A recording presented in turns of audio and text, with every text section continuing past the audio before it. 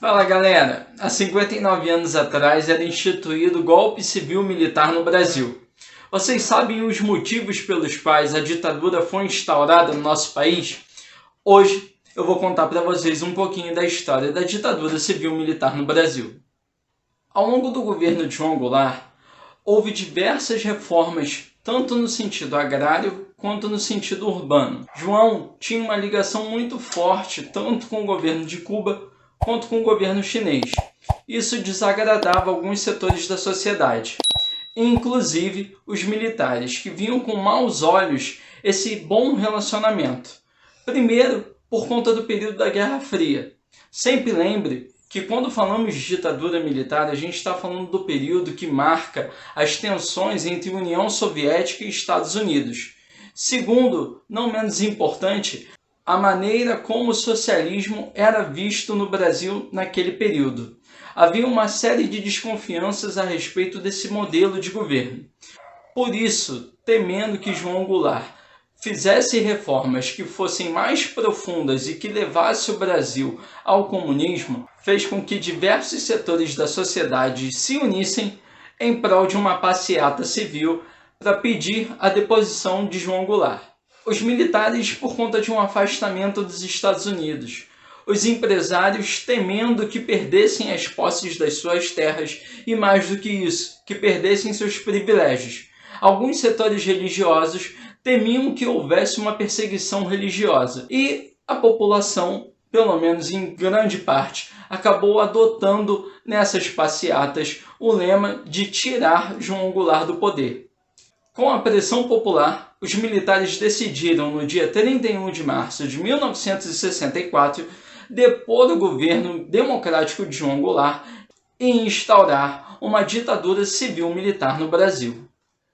É importante dizer que a esquerda brasileira não ofereceu resistência ao golpe. Muito pelo contrário, João Goulart não reclamou em nenhum momento, apenas se exilou. E os correligionários dele, que poderiam tentar promover um levante, como a UNE, as Ligas Camponesas ou o próprio Partido Comunista, não tiveram nenhum ato de tentativa de interromper o processo de tomada do poder pelos militares. Nesse primeiro momento, foi uma junta militar que governou, com comandantes das 3 Forças Armadas. Eles, em conjunto, decidiram promover o Marechal Castelo Branco à presidência do Brasil.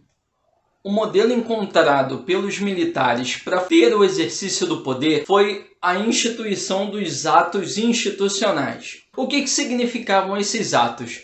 Eram decretos feitos pelo governo que mudavam regras sem consulta à Constituição ou sem precisar passar pelo Congresso Nacional. Isso significava a tomada do poder pelos governantes, fazendo com que as suas vontades pudessem ser efetivadas logo no primeiro momento, sem precisar de votação, de assembleia ou nada parecido com isso. Os atos institucionais ficaram conhecidos como os AIs. Foram decretados 16 atos institucionais, porém os mais conhecidos são os 5 primeiros. É importante dizer que essa manobra foi feita justamente para dar ao governo um controle maior, um comando maior sobre as ações políticas que eles enxergavam como necessárias para reordenar politicamente o Brasil. O primeiro ato institucional, mais conhecido como AI-1, abolia os direitos políticos. Além disso, decretava estado de sítio, dando ao governo maiores poderes. O AI-1 decretou o fim do voto direto para presidente. O que isso significava? Que a partir de agora, os presidentes do Brasil seriam escolhidos de forma indireta, ou seja, sem a participação direta da população. Entre os militares havia 2 correntes políticas, a linha dura e a ala branda. Enquanto a linha dura dizia que era necessário um maior controle político dos militares sobre o Brasil e uma extensão desse governo, a linha branda acreditava que era necessário apenas reordenar politicamente o Brasil e devolver o controle político na mão dos civis. Isso não fez com que as 2 linhas de pensamento dentro dos quartéis fizesse com que as Forças Armadas ficassem divergentes. Pelo contrário, Elas se alternaram ao longo dos 20 anos do processo de ditadura e, por isso, tiveram os seus momentos no poder. Falando especificamente do voto, a partir do início da ditadura, houve algumas mudanças em relação a como a população poderia eleger os seus governantes.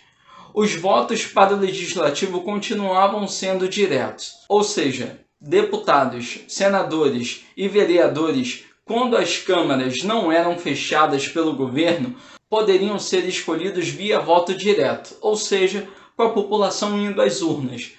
Mas os cargos de prefeito, governador e presidente sempre foram escolhidos de modo indireto, ou pelos representantes do legislativo, ou então por uma junta militar que escolhia quem seria o chefe do executivo na esfera federal, na esfera estadual ou na esfera municipal. Castelo Branco governou de 1964 até 1967. Uma das ações que ele teve no seu governo foi o de abrir o mercado brasileiro para o estrangeiro. Isso significava que empresas estrangeiras tinham maior facilidade de se instalarem aqui no Brasil. Além disso, ele criou uma política de controle salarial, fazendo com que o governo tivesse maior controle sobre a economia, mas principalmente sobre os salários. Foi de Castelo Branco também o decreto do AI-2, que decretava o bipartidarismo.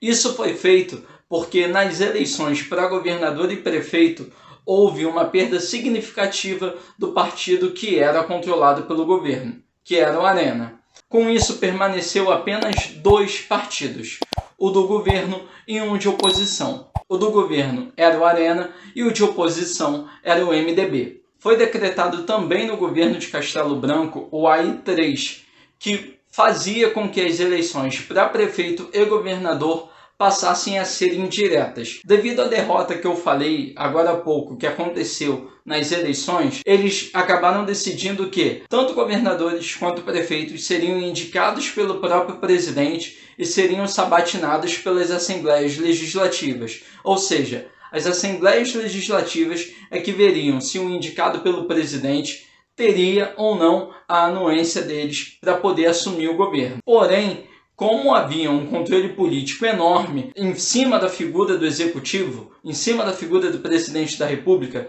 as suas indicações sempre passavam pela sabatina e assumiam o governo tanto das prefeituras quanto dos estados. Foi também no governo de Castelo Branco que foi decretado o AI-4, que fazia com que houvesse a criação de uma nova Constituição.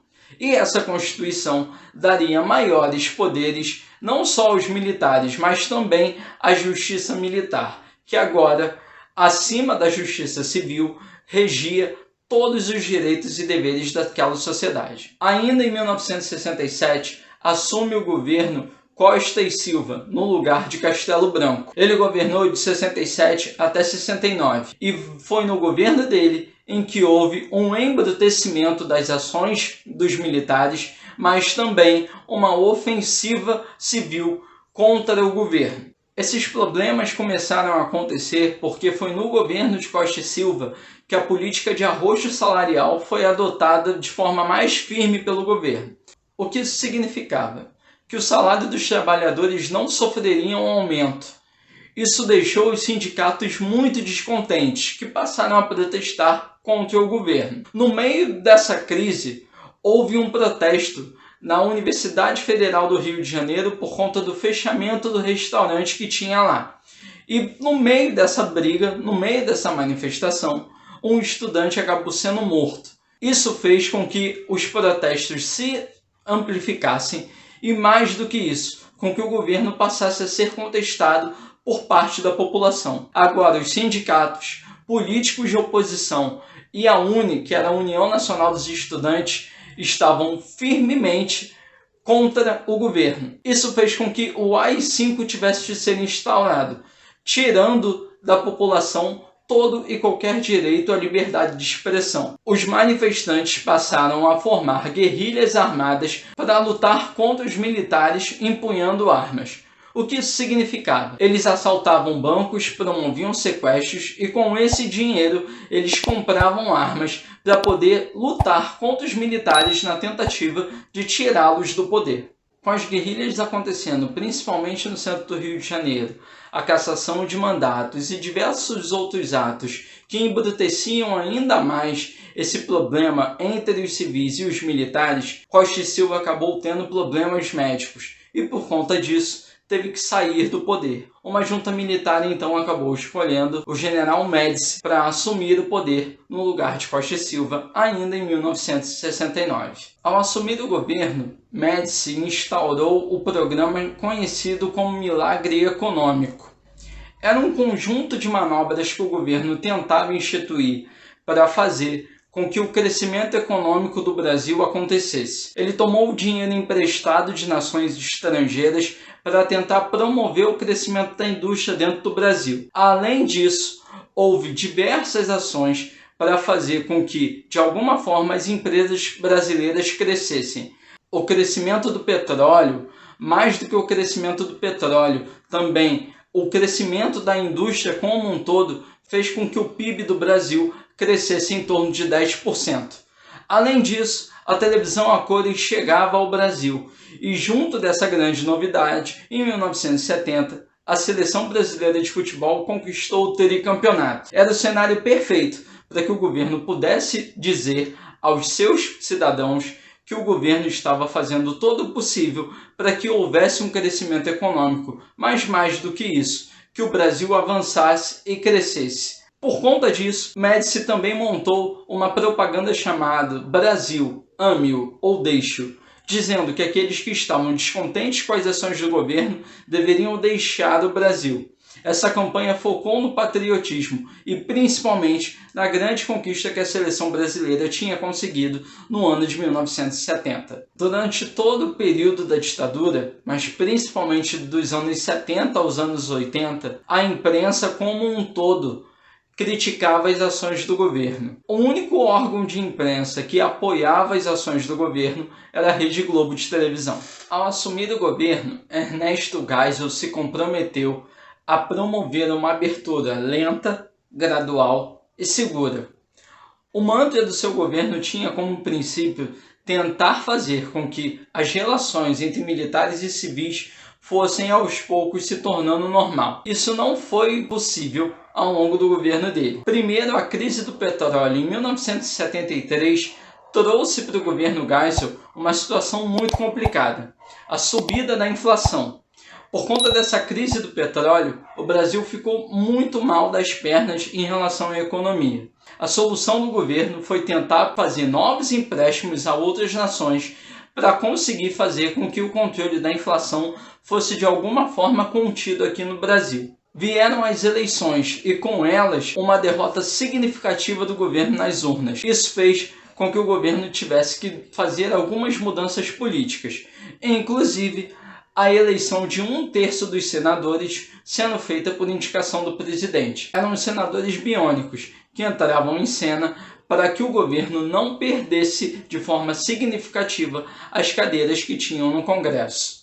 Além dessa ação, o governo também subiu o mandato para presidente de 5 para 6 anos e também restringiu a propaganda política de forma falada. Só podia aparecer na televisão fotos e no rádio apenas os nomes dos candidatos, sem que pudesse ser vinculado às propostas de governo. Isso foi mais uma das tentativas do governo não perder um número significativo de cadeiras nas assembleias legislativas. A partir de 1978, principalmente os sindicatos das indústrias, junto com a OAB e outras entidades civis, passaram a convocar greves para pressionar o governo a não impedir um aumento de salários, mas que também fosse feitas ações incisivas para o controle da inflação e para a volta do crescimento econômico. Mais do que isso, os sindicatos também pediam que a abertura política fosse feita e que os militares devolvessem o controle político